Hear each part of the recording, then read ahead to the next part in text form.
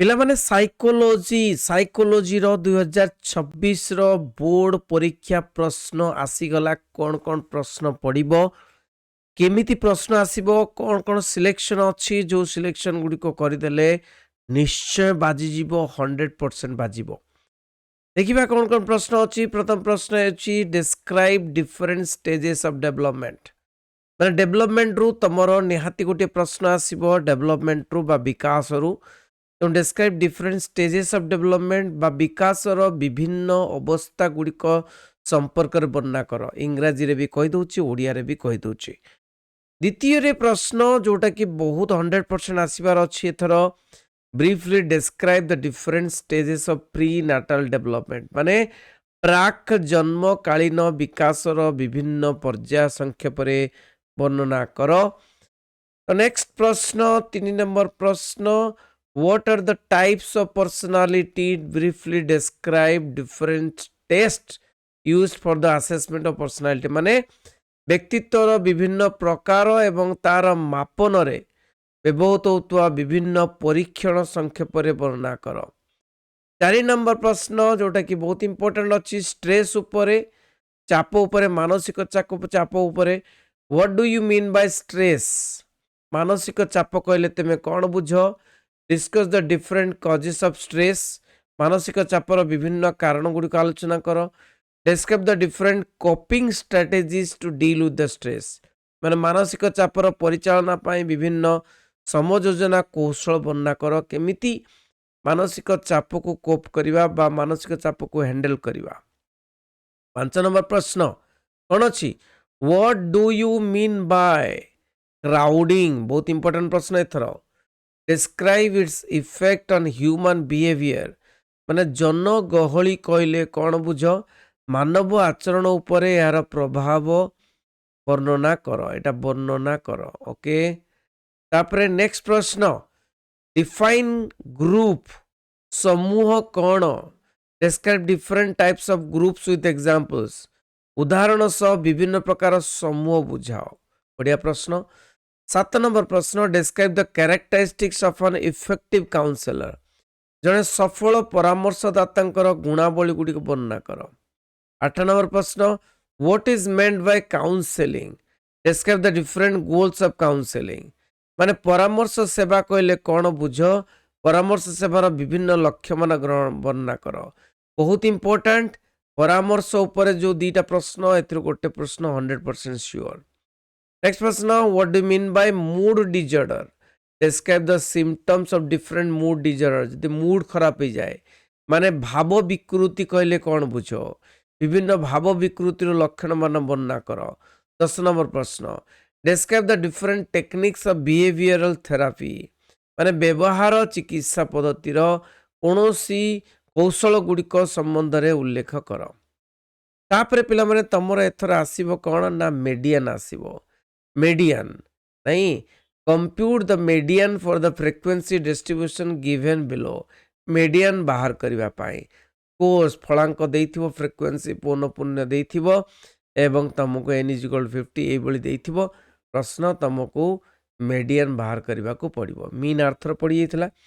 Next 2 mark 3 mark का प्रश्न जोटा सिलेक्शन मु तुमको कहि दउची कोन ना, what is proximo distal sequence of development. माने क्रम विकासर केंद्रीय प्रसारीय धारा कौन?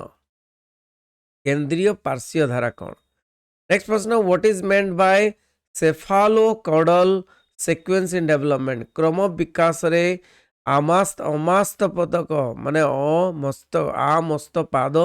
आमस्तक पाद धारा कहले कौन बुझा जाए? 3 नंबर रे distinguish between growth and development. क्रम विकास अभिवृद्धि मध्य पार्थक्य दर्शाओ। 4 number, state the main features of germinal period. अंकुरण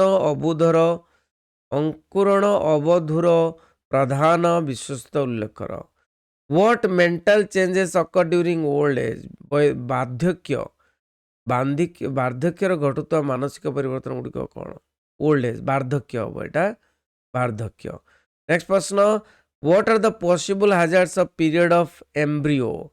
आद्य भ्रूणर अवधुरे संभाव्य विपद गुड़िक कौन what is meant bye stress मानसिक चाप कहले कौन बुझ what is meant by environmental stress पारिवेशिक मानसिक चाप कहले कौन बुझ state the different types of stress मानसिक चापर प्रकार भेद उल्लेख कर व्हाट इज पॉजिटिव स्ट्रेस सकारात्मक मानसिक चाप कौन तापरे what do mean bye environment परिवेश कहले कौन बुझ 2 मार्क 3 मार्किया प्रश्न मु तुमको कहिछि प्राकृतिक परिवेश मानसिक मनुष्यकृत परिवेश मध्य पार्थक्य दर्शाओ नेक्स्ट प्रश्न what is meant by noise कोलाहल कहले कौन बुझ what do mean by density crowding जनगहली कहले कौन बुझ what is greenhouse effect सबुज गृह प्रभाव कौन what do mean by natural disaster प्राकृतिक विपर्यय कहले तमे कौन बुझ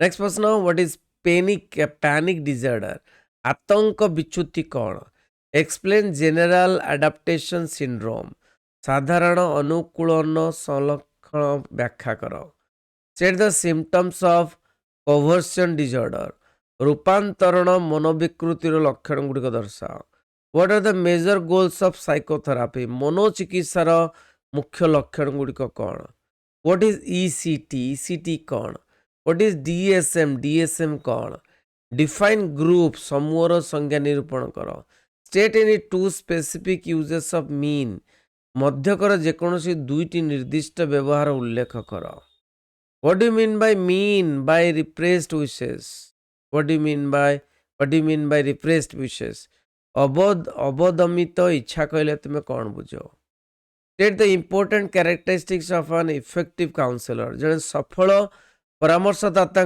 गुरुत्वपूर्ण गुणमान उल्लेख कर व्हाट इज एक्सट्रोवर्सन माने बहिर्मुखता कौन बहिर्मुखता 28 नंबर डिफाइन पर्सनालिटी व्यक्तित्वर संज्ञा निरूपण कर 29 number what is informal group अनौपचारिक दल कौन 30 number what is meant by democratic style of leadership गणतंत्रवादी नेतृत्व शैली कहले कौन बुझा जाए व्हाट इज एबनॉर्मल बिहेवियर अस्वाभाविक आचरण कहले कौन बुझ नेक्स्ट प्रश्न what is meant by somatoform disorder मानसिक कारणजनित शारीरिक रोग कहले कौन बुझाए 33 number state the characteristics of type A personality type A व्यक्तित्वर गुणावली लेख what is meant by biomedical therapy जैव चिकित्सा पद्धति कहले कौन बुझ वर्तमान समय आसी आमे आमे सबुठारु इम्पोर्टेंट प्रश्न लॉन्ग क्वेश्चन कौन आसीपारे आमे आलोचना करवा देख पिला माने लॉन्ग क्वेश्चन 6टी मु कहबी प्रथमत लॉन्ग क्वेश्चन जोटा कि कौन ना यस लॉन्ग क्वेश्चन ना प्रथम लॉन्ग क्वेश्चन जोटा कि बहुत इम्पोर्टेंट प्रश्न सेटा होची प्राक जन्मकालीन विकास बा प्री नाटाल डेवलपमेंट ठीक अच्छे नेक्स्ट प्रश्न जोटा कि आसीबो मानसिक चाप ऊपर आसीबो मानसिक चाप कहले कौन बुझ तार कारण मानसिक चापर कौशल वर्णना कर केमिति ताको ए करि परिबो तापरे 3 नंबर प्रश्न जोटा कि 100% आसीबो जनगहली कहले कौन बुझ मानव आचरण ऊपर यार प्रभाव नै कि 3टा प्रश्न कहीदेली तापरे आउ गोटे प्रश्न होची एटा 100% जड़े सफल परामर्शदाता गुणावली वर्णना कर 4टा प्रश्न कहले इफेक्टिव काउंसलर